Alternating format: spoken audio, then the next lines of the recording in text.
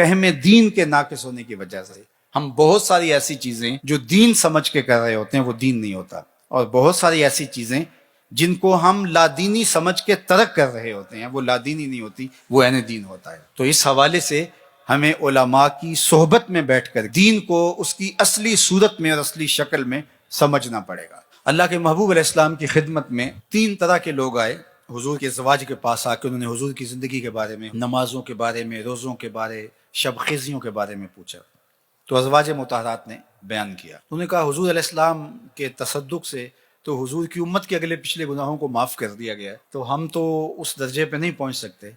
لہٰذا ایک نے کہا کہ میں ساری رات عبادت کروں گا، سوؤں گا نہیں، اور ایک نے کہا کہ میں ہمیشہ روزہ رکھوں گا، اور ایک نے کہا کہ میں کبھی بھی شادی نہیں کروں گا، نکاح نہیں کروں گا اور تجرد کی زندگی گزاروں گا۔ جب وہ فیصلہ کر کے نکلے اور اللہ کے محبوب تک بات پہنچی تو حضور نے ان کو بلایا اور فرمایا کہ تمہاری یہ باتیں مجھے پہنچی، لیکن سنو، اما واللہ انی لاخشاکم للہ واتقاکم لہ، فرمایا کہ میں تم سے زیادہ اللہ سے ڈرنے والا ہوں اور میرے دل میں تقوی کا نور تم سے کہیں زیادہ ہے۔ لیکنی اصوم و افطر و اصلی و ارقد، لیکن میں روزہ بھی رکھتا ہوں اور افطار بھی کرتا ہوں، نماز بھی پڑھتا ہوں اور رات کو آرام بھی کرتا ہوں۔ واتزوج النساء، عورتوں کے ساتھ میں نے نکاح بھی کر رکھے۔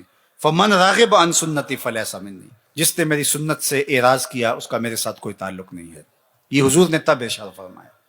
تو اب بعض اوقات ہم بعض معاملات کے اندر اس طرح حد سے تجاوز کر جاتے ہیں کہ وہ شریعت کی نفی ہو رہی ہوتی ہے۔ تو اللہ کے محبوب علیہ السلام کی اگر یہ حدیث ہمیں ملحوظ رہے تو ہم خود بھی اعتدال کے راستے سے نہیں اتریں گے، اور ایسا شخص جو اعتدال کے راستے سے اترا ہوا ہمارے نزدیک وہ معتبر اللہ کا ولی بھی نہیں ہوگا۔ کتنے ایسے لوگ کہ جن کا فہم دین تو ناقص ہے ہی ہے، اچھے مسلمان ہونا دور کی بات ہے، وہ اچھے انسان بھی نہیں ہیں، اور ہم ان کو سمجھتے ہیں کہ یہ پہنچے ہوئے ہیں، اور ان کے ارد گرد لوگوں کا ہجوم اور لوگوں کی کثرت ہوتی ہے، تو یہ ہمارا فہم دین ناقص ہے کہ ایسے لوگ بھی اس مارکیٹ میں چل جاتے ہیں۔ دین کو پوری طرح سے اختیار کرنا ہوگا۔